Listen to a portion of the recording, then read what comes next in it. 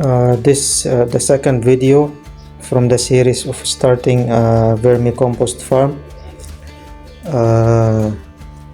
I'm documenting the process of starting my vermicompost for educational purpose and keeping it all the way till the end. So now we have the bin for the worm.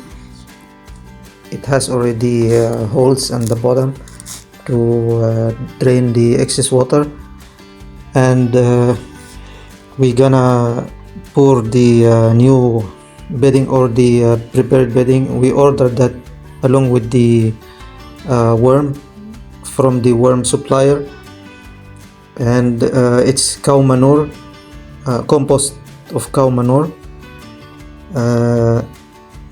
been wet for continuous 3 days. We wet it every day to avoid any overheating when it's breaking down, so it will not affect the new worm.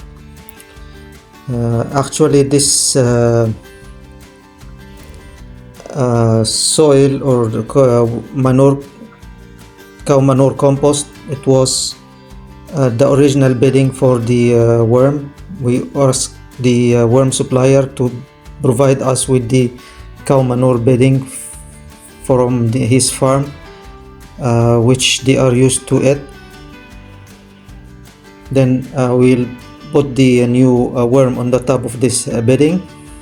Then when they slowly go down inside the bedding, if there is any dead worm, it will remain on the top. We'll dispose it, so it will not affect the worm bin.